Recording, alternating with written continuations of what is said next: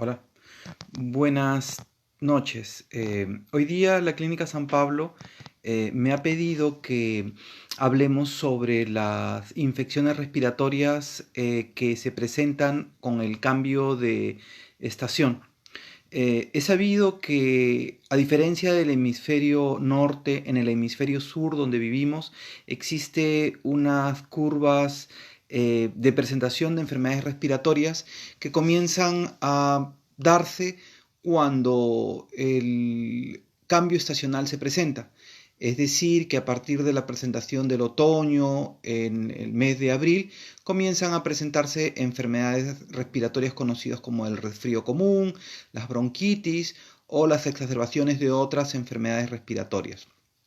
Nosotros sabemos que en general las enfermedades respiratorias se deben a virus que no son tan agresivos como el COVID-19, pero que sí se presentan con síntomas respiratorios en alguna forma parecidos a este. Dentro de los diferentes tipos de virus que se presentan en la naturaleza y que afectan al hombre, a la cabeza está el rinovirus. Junto con el rinovirus hay otros tipos de virus como los coronavirus humanos, no patógenos como el COVID, como los virus de la influenza A, el virus de la influenza B, los adenovirus y el virus sincicial respiratorio. Estos virus en general producen síntomas respiratorios difusos caracterizados por congestión de la nariz, por dolor de garganta, por estornudo, por tos y fiebre. A diferencia de la agresividad del COVID-19, la mayor parte de estos virus se autolimitan, es decir, que solamente con sintomáticos, con medicamentos para calmar el dolor o la fiebre, mejoran en un plazo corto que varía entre 3 o hasta 14 días, dependiendo de la característica de estas enfermedades. Lamentablemente, el conocimiento que tiene el hombre se adquiere casi siempre por experiencia y esa experiencia la da en forma sistemática la ciencia. Nuestro conocimiento sobre la existencia de los virus realmente comenzó a finales del siglo XIX, cuando algunos biólogos lograron aislar el virus del tabaco. Ese es un virus muy grande, de mucho tamaño, y vieron que sin un conocimiento de la naturaleza, de la forma que se presentaban los virus, no podían controlar las infecciones que se presentaban en las plantas. A raíz de este conocimiento y la descripción de la forma en que se contagiaban los virus, fue que el conocimiento humano ha ido creciendo en forma paulatina. En un principio todos estos conocimientos eran solamente por inoculación en animales, en cultivo en tejidos vivos como pueden ser en huevos, y recién en la década del 30, con la aparición de la microscopía electrónica, se pudo observar partículas de tamaño pequeño, de tamaño nanométrico. Es decir, que si agarramos una, un pelo o una pequeña fibra, esto se divide por miles de veces hasta llegar a la cantidad del nanómetro, que es el tamaño que tienen estos virus. Lamentablemente, el conocimiento recién se ha podido ir contrastando con la evolución de la capacidad del hombre de poder ponerle un nombre a estos virus, y al ponerle un nombre y ponerle una foto y a la característica genética de estos virus es que se han podido ir conociendo la taxonomía o la división que tienen cada uno de estos virus. Estos virus en general pueden producir en cualquier persona congestión de la nariz, decaimiento y fatiga. No todo es COVID-19. Si por ejemplo uno me pregunta, tiene dolor de garganta, raspera y picazón, ¿puede ser esto un virus y dura un mes? Difícil, muy probablemente que esto sea un componente de otro tipo, un componente alergénico o un componente de otro factor como de otra afectación. El estornudo y la flema es siempre una característica en los cambios de clima en las personas alérgicas, y no todo estornudo y flema es característica necesariamente de una infección viral o bacteriana.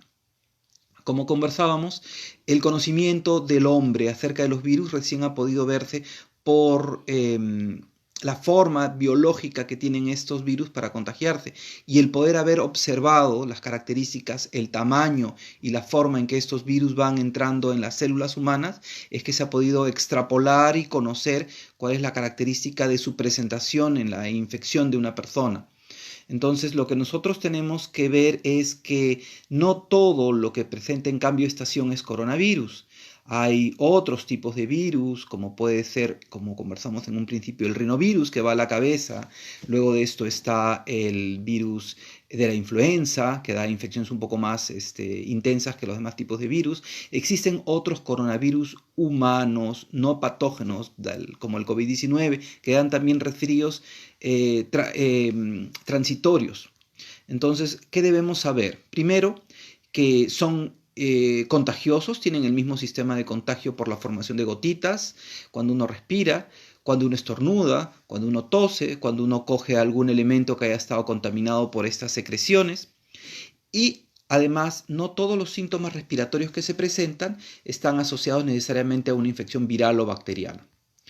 Es decir, que si uno puede verse, no todo va a presentarse asociado al COVID. La sensación de falta de aire es una sensación que se llama en medicina disnea o disnea. Entonces, esta disnea, para establecer su valor, tiene que ser valorada, como, valga la redundancia, como un síntoma continuo, recurrente, y si es muy agresivo, que no podemos estar echados por completo en la cama, que no podemos caminar, que nos dificulta decir más de 3 palabras juntas, es un valor importante. Si es algo que solamente se presenta en determinados momentos, no se presenta todos los días, se presenta de forma esporádica durante el día, es una cosa que puede deberse a otros factores que pueden ser desde un proceso alérgico a pasando a procesos asmáticos o a bronquitis de otro tipo, ¿no? Entonces, si los síntomas duran más de 15 días de la sensación de falta de aire, no es necesariamente una infección viral y no es necesariamente una infección por COVID-19. ¿Qué puede tomar para que el cambio clínico no resfriarse? Bueno, en general siempre nos vamos a resfriar, estadísticamente nos vamos a resfriar en un adulto de 1 o 2 veces al año. La forma de prevenir esto es siempre lavado de manos, siempre evitar estar en contacto con fuentes contaminantes y la vacunación para la influenza puede prevenir la influenza, que es una forma más agresiva de un resfrío común. Es un catarro mucho más importante y que comúnmente nos lleva a la cama y nos da fiebre. El dolor de cabeza es un capítulo aparte dentro de la medicina y no necesariamente tiene que ver con una infección respiratoria. Tiene causas neurológicas primarias, así como secundarias a otros tipos de cosas, como puede ser la hipertensión, como puede ser problemas oculares, nasales, óticos, es muy grande, o contracturas muscular. No todo dolor de cabeza puede deberse a una infección respiratoria. Si la fiebre es continua, si la fiebre dura una semana, sí es una cosa de peligro. El llegar a 40 grados de temperatura depende muchas veces de la propia naturaleza de la persona y no necesariamente nos habla de una agresividad de por sí de la enfermedad, salvo que esta temperatura sea permanentemente alta, es decir, que dure más de 24 horas y en forma continua a ese nivel. Siempre es un signo de defensa del organismo y tenemos que tenerlo en cuenta, ¿no? Bueno, dice que tiene dolor de garganta, fiebre. Bueno, lo principal en este caso es valorar cuán frecuente sea esa fiebre, qué valores llega y si esto no mejora con los sintomáticos, ¿no? Como puede ser un antifebrígeno o un medicamento para bajar la fiebre. A ver. Bueno, me está hablando que su familiar le ronque, le silbe el pecho. Bueno, eso depende de si tiene una enfermedad pulmonar previa, puede deberse a una exacerbación propia por los cambios de clima. No todos son infecciones respiratorias, hay exacerbaciones por los propios cambios estacionales que traen una nueva flora en el sistema donde uno vive y pueden haber algunos de estos factores que exacerben los síntomas respiratorios, ¿no? A ver, todos me hablan de consultas. Es un poco difícil ser muy específico en esto, solamente puedo dar recomendaciones generales, ¿no? Em, la fiebre siempre es un síntoma a tener en cuenta en los procesos respiratorios, particularmente en los virales y específicamente en el COVID-19. Es un signo que se presenta casi frecuentemente y nos habla de la peligrosidad o agresividad de una infección.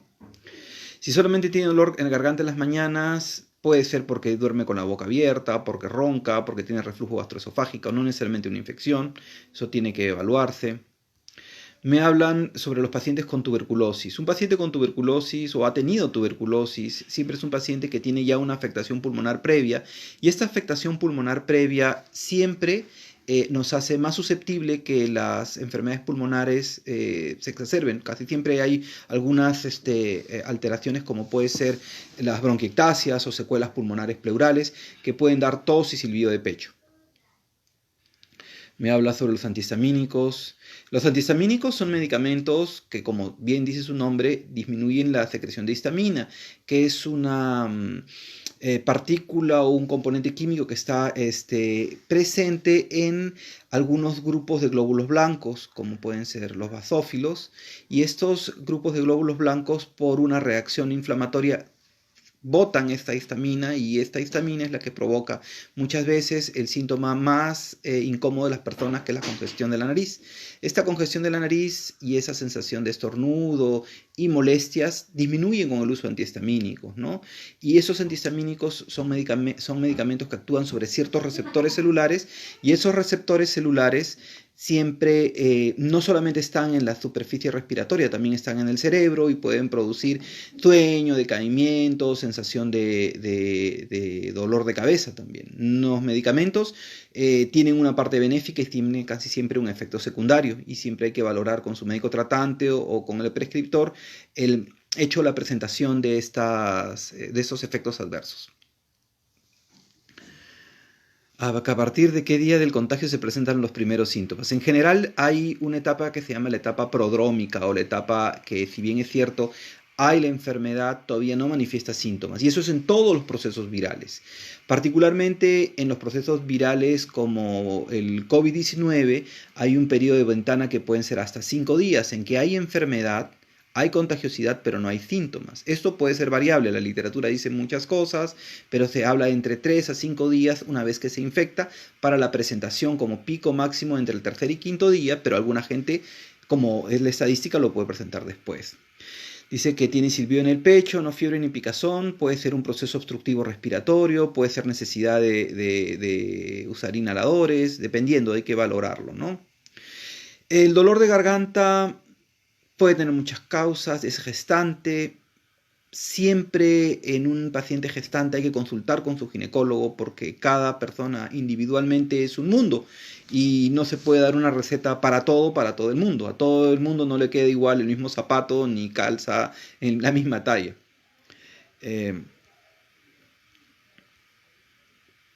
No es el dolor de garganta ni la sensación de un bulto un síntoma de una infección viral. Lo que nos habla es de infección. Para hablar de una infección viral, primero hay que ver que los síntomas se presenten de cierta forma y en cierto nivel de progreso, ¿no? Fiebre casi siempre podría asociarse a un cuadro viral. El dolor de garganta no es necesariamente asociado a una infección viral, es uno de los síntomas que se pueden presentar, no el más común. Lamentablemente, por el uso de mascarillas en forma continua, algunas personas pueden manifestar lo que se llama una sequedad de la vía respiratoria. Esta sequedad de la vía respiratoria en algunas personas pueden manifestarse con dolor de garganta. Y esto no es porque hay una infección, sino es por la misma hecho de que respiramos un aire no húmedo. Y ese aire no húmedo reseca la vía respiratoria y puede dar un poco de inflamación en la garganta. Bueno, los síntomas hay que valorarlos en la forma en que se presentan, la frecuencia en que se presentan y la intensidad en que se presentan. Los antihistamínicos tienen reacciones adversas, sí, pueden dar arritmias cardíacas, pueden dar molestias gastrointestinales, pueden dar dolor de cabeza. Bueno, la sensación de falta de aire hay que valorarla. Una forma simple para valorar la sensación de falta de aire, que es quizás una forma un poco empírica, es la posibilidad de pronunciar 4 o 5 palabras en forma continua sin detenernos. Si usted puede pronunciar más de 3 o 4 palabras, hablar un discurso, un speech en una forma regular, no tiene falta de aire importante, pero si al decir sus 2 nombres y apellidos no puede llegar al segundo apellido, es que realmente le falta el aire, ¿no? Eso hay que valorarlo. No me gustaría ser muy específico porque no estoy a su lado para poder decirle si esto lo que tiene es de gravedad o no. pero le estoy intentando orientar de alguna forma. Bueno, me habla de una infección del oído, que tiene asma. Bueno, si es asmático, si tiene el diagnóstico de asma, use su medicación regular y consulte con su pediatra por la necesidad o no de usar antibióticos, ¿no? Eso no lo puedo dejar dar en una conferencia. Ujú. Todos hablan del dolor de garganta, ¿no? El dolor de garganta es un síntoma importante, pero no necesariamente nos habla de una infección. En el caso de los diabéticos por sí mismos siempre son más susceptibles a infecciones. Lamentablemente ese es un factor que se presenta en todas las enfermedades endocrinas, no solamente en los diabéticos, también en los hipotiroideos. Sí pica la nariz cuando se usa la mascarilla, eso no es raro, depende también de las características de la mascarilla. La pérdida del gusto y el olfato, la anosmia, comúnmente está asociado a procesos neurológicos, asociados a componentes inflamatorios. Puede ser un cuadro viral, no necesariamente el COVID-19, pero sí es un dato a tener en cuenta. Algunos procesos virales que no son COVID-19, como la influenza, hacen que disminuya el gusto y el sabor a los alimentos, pero sí es una cosa a tener en cuenta. Pero no es un atributo único para la influenza, también se presentan en otros cuadros respiratorios como la sinusitis. Bueno, si nosotros hablamos en general sobre los procesos respiratorios, existen algunos estudios hechos en el Perú sobre las características de las enfermedades respiratorias, estudios hechos con marcadores de reacción de cadena de polimerasa, estudios del tipo de virus, y se sabe que en general del 100% de pacientes infectados de todo cuadro viral, un 50% hasta un 60% pueden manejarse en casa sin ni siquiera usar medicamentos. Un 20-25% podrían usar medicamentos y el resto de este porcentaje sí requieren una evaluación para determinar si hay que darle algún tipo de medicamento adicional, porque comúnmente los cuadros virales en general tienden a complicarse a veces los más severos con cuadros infecciosos que pueden requerir antibióticos. A partir del contagio se presentan, bueno, yo ya lo dije, en el COVID-19 se presenta el mayor pico entre el tercer y quinto día del contacto, ¿no? Me preguntan acá, uy, se me van muchos mensajes. Eh, La ansiedad sí puede producir disnea, es una causa de disnea, no es la más frecuente, pero todos estamos ansiosos, todos estamos preocupados. El estar encerrados, el no poder estar en contacto con nuestros seres queridos da mucha ansiedad y no es anormal lo que todos sentimos, ¿no? Una reacción común a las personas que están bajo encierro, ¿no? La tos constante en las noches de un asmático puede ser síntoma de asma, sí. Que use su medicación regular y que consulte con su médico tratante. ¿Qué recomendaciones al paciente asmático? Lo que conversamos, que use la medicación regular que usa él, debe usar su medicación inhalatoria o la que indique su médico tratante, y si no hay mejoría, consultar con su médico tratante. Todos los pacientes asmáticos deben usar su medicación regular. Existen diferentes tipos de asmas. Un asma intermitente que requiere síntomas solamente en ocasiones, por cambios de clima o por infecciones, y un asma persistente o no controlada que sí requiere una medicación más continua y en una forma más regular. Eso lo tienen que definir. La aspergilosis. La aspergilosis es una enfermedad por un hongo, es una enfermedad que no es frecuente y que solamente debe ser evaluada por un médico, un torácico, un neumólogo, un internista para determinar el tipo o cuándo usar antimicóticos. Saludos, Jimena. Bueno, como decimos, el dolor de garganta no es necesariamente un cuadro de infección. La faringitis aguda, si pasa un mes ya no es aguda, es algo crónico y hay que evaluarlo. El dolor de garganta, como les dije, puede ser ocasionado hasta por el tipo de mascarilla y el tiempo que usa una mascarilla. El rebreathing o el respirar aire no húmedo nos da inflamación en la vía respiratoria. Sí puede haber dolores musculares y astenia en el COVID-19, si es un signo a tomar en cuenta, pero eso tiene que tomarse junto con otros síntomas y con una valoración especialista. ¿Por qué se pierde el gusto y el olfato en las infecciones virales? Porque aparentemente el virus tiene algún grado de penetración e inflamación en los bulbos olfatorios y en cierta parte del sistema neurológico. Eso está en estudio. Hay algunos papers muy interesantes, pero parece que ese es el sistema o la forma, la fisiopatología que lo presenta. Flema en la garganta, todos son síntomas respiratorios que se pueden presentar sin que haya ninguna otra infección, ¿no? ¿Qué síntomas exactos debe presentar un enfermo de 72 años para deducir que es un COVID-19? Bueno, yo doy una relación general, no puedo dar un diagnóstico exacto, pero la presencia de la triada que conversamos un tiempo atrás, fiebre, tos continua y sensación de falta de aire, nos puede hacer sospechar de que estamos entre un COVID-19 y debe analizarse. Si tú tienes fiebre 3 días y no baja, y la tos va incrementando y no puedes pararte de tu cama, eso hay que descartarlo de todas maneras. El test de Roth, no lo conozco el test de Roth, te mentiría si te dije, voy a revisar. Yo soy ignorante en muchas cosas y me gusta aceptar en lo que no conozco. Había alguna gente que decía si uno no puede soplar una velita, tenía una capacidad vital funcional baja, eso no es real. Pero sí hay una forma simple, como les digo, al ver la velocidad de pronunciación de palabras concatenadas o continuas en una forma regular. Bueno, la ansiedad puede dar sensación de falta de aire, eso sí es verdad. Me hablan sobre el mucosolván, jengibre, limón. Bueno, no soy mucho de recomendar medios naturales, no creas, individual y no se puede extrapolar. Me hablan de espina bífida. Bueno, toda persona con una enfermedad crónica, sea neurológica o no, siempre tiene un factor de una menor capacidad de respuesta inmunológica. No quiere decir que con eso te va a dar COVID necesariamente, pero sí hay que tener mayor cuidado si tiene una patología crónica, ¿no? Sí, la lejía, el inhalar lejía puede producir broncoespasmo, eso sí es verdad. Los solventes químicos son agentes broncoprovocadores, es decir, que personas sin un antecedente claro de asma al inhalar lejía pueden tener silbido de pecho, eso sí es inscrito. Bueno, tengo una lista bastante grande de preguntas. Me pregunta un paciente con COVID-19 si el sentir frío es un síntoma, sí, pero es que esto hay que valorarlo junto con la presentación de fiebre.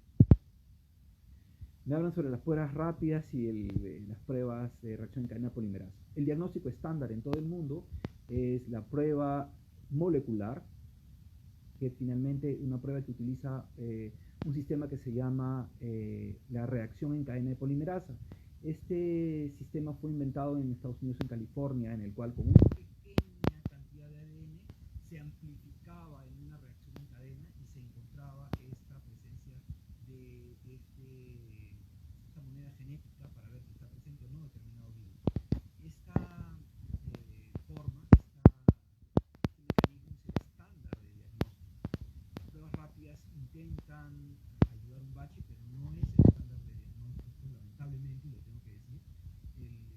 Si es positivo, es positivo, pero existe un rango amplio, y lo hemos visto lamentablemente con algunas noticias, en que puede haber falsos negativos.